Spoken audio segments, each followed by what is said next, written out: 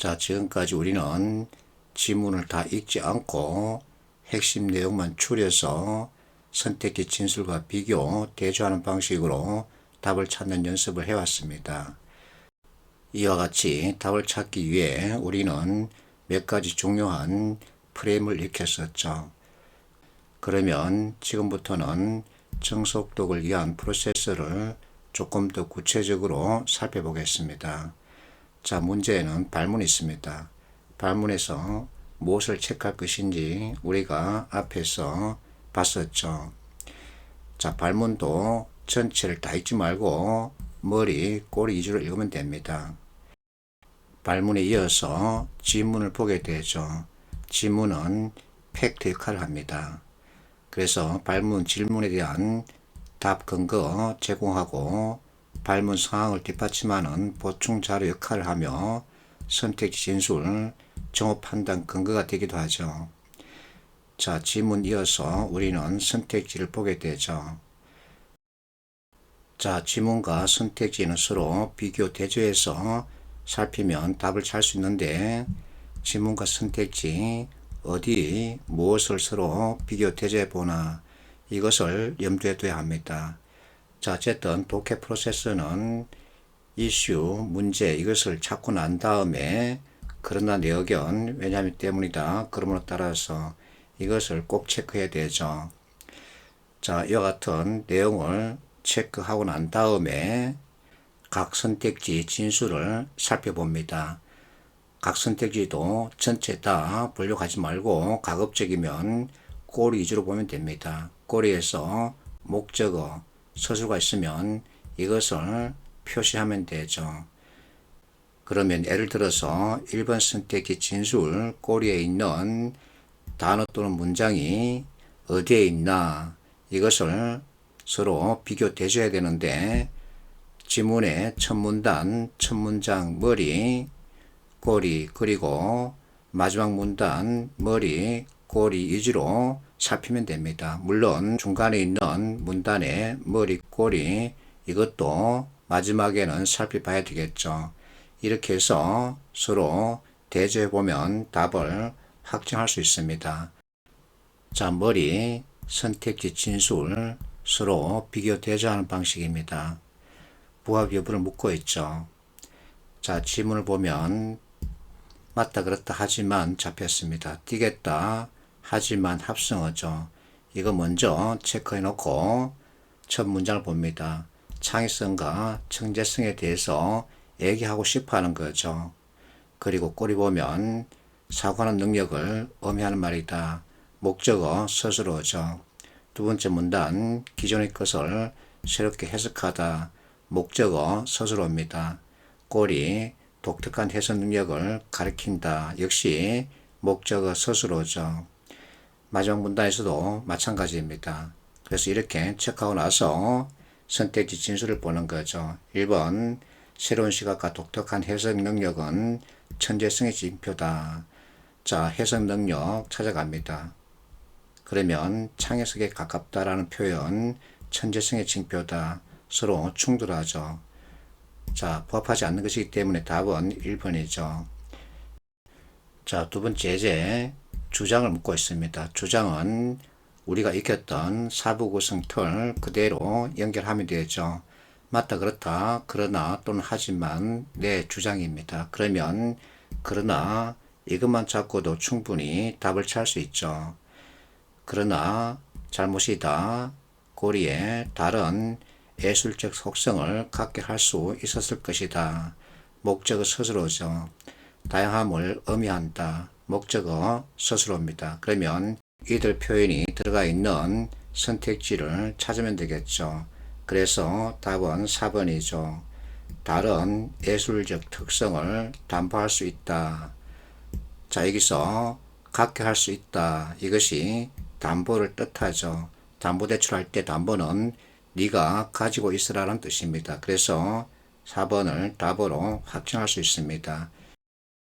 자, 방금 우리는 예제 두 개를 풀어봤습니다. 그러면 이들 두 개의 공통점과 차이점은 무엇일까?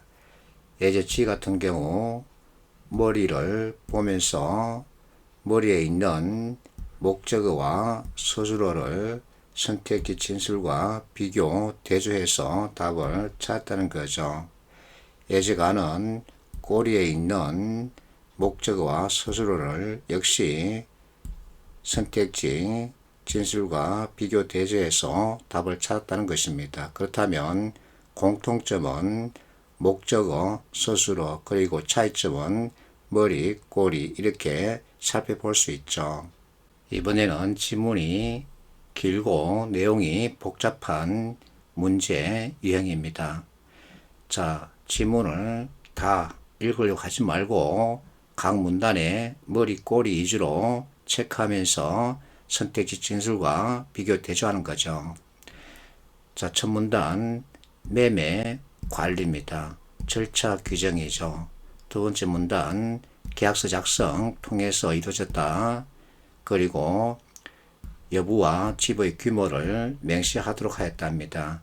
이렇게 목적어, 서술어 위주로 체크합니다. 세 번째 문단 매매 사실 공정, 거래 내용 공정, 다음에 세금 납부 20건을 넘지 않도록 하였다. 마지막 문단 권리자 보호, 그리고 그러나 잡혔습니다. 체크하고 꼬리 부동산 거래를 관리하는 부반은 점차 사문화되었답니다. 이렇게 체크하고 나서 이제 선택지 진술 서로 비교해야 되는데 각 선택지 진술과 지문 내용 비교 대조도 1, 2, 3, 4, 5번 순서대로 하자는 것이 아니라 머리, 꼬리에 있는 목적어, 서술어를 찾아보고서 연결해 보자는 겁니다. 그러면 1번, 2번, 3번, 4번, 5번 가운데서 1번과 3번은 미루고 2번, 4번, 5번을 먼저 해볼 수 있죠. 자, 5번에서 30칸 이게 나오는데 지문에 규모가 아무리 크더라도 라는 정보가 있기 때문에 이것은 무시해야 되죠. 자, 백지 30건이 아니라 20건이죠. 그래서 답은 5번 이렇게 확정할 수 있습니다. 나머지 1번과 3번은 각 문단의 중간 부분에서 찾아서 확인해 볼 수 있죠. 이 문제 선택지 진술 구성 특징을 살펴보면 각 문단 꼬리에 있는 목적어, 서술어를 연계해서 진위 여부를 가리켰다는 점이죠. 326번 지문이 아주 깁니다. 그리고 내용은 정치 사상을 다루고 있죠. 그래서 우리가 모두 읽어내기 어려워합니다. 실제 지문을 보면 첫 문장 권력을 문화적으로 논한다는 것은 어렵다는 거죠. 그러면 이와 같이 어렵고 긴 지문을 다 읽어야 할까 이렇게 생각해야 되겠죠. 자, 앞에서 내가 이런 얘기를 했습니다. 문제 출제 기준, 어쨌든 출제자는 1분에 한 문제를 풀게끔 만들어야 하기 때문에 지문이 길고 내용이 복잡하다 그러면 답은 쉽고 지문이 짧고 내용이 간단하다 그러면 답은 어렵다 이렇게 얘기했었죠. 이것을 이 문제 풀이에 그대로 적용하는 겁니다. 그렇다면 우리는 마지막 문단으로 가면 되죠. 자, 마지막 문단 첫 문장 위에서라는 표현이 있습니다. 목적 관련 내용이죠. 그렇다면 꼭 체크해야 되죠. 심리적 동의가 무엇보다 전제돼야 한답니다. 그리고 꼬리가 하면 따라서라는 표현이 있죠. 자, 맞다 그렇다. 그러나 내 의견 왜냐면 때문이다. 그러므로 따라서 필적 의견은 따라서 다음에 있는 거죠. 자, 인정을 전제로 하는 권력으로서 이렇게 얘기하면서 양태를 오인하는 과정을 말한다. 자, 인정을 전제로 한답니다. 그리고 첫 문장 심리적 동의가 무엇보다 전제돼야 한다 그러죠. 그렇다면 동의, 인정, 전제, 서로 연결되죠. 그래서 이 정도만 체크하고 선택지 진술, 비교, 대조하러 가는 거죠. 자, 5번을 보세요. 심리적 동의란 표현이 있습니다. 앞에서 체크했었죠. 그런데 신비와 연결시키는 것, 이와 같은 표현이 있는데 이것은 어디에 있을까? 자, 심리적 동의 밑에 같은 표현이 있죠. 그렇다면 5번을 답으로 확정하는 거죠. 이처럼 선택지 진술 그리고 지문 내용, 단어나 문장 표현을 서로 비교 대조해서 판단하는 것이 객관적 접근이죠. 우리는 지금 주관식 문제를 푸는 게 아니라 객관식 문제를 풀고 있습니다. 그래서 객관적으로 접근해야 하는데 그 방법이 무엇일까? 결국은 이와 같은 각종 프레임 그리고 비교 대조라는 거죠. 이렇게 접근하면 이 어려운 내용 읽지 않고도 답을 확정할 수 있습니다.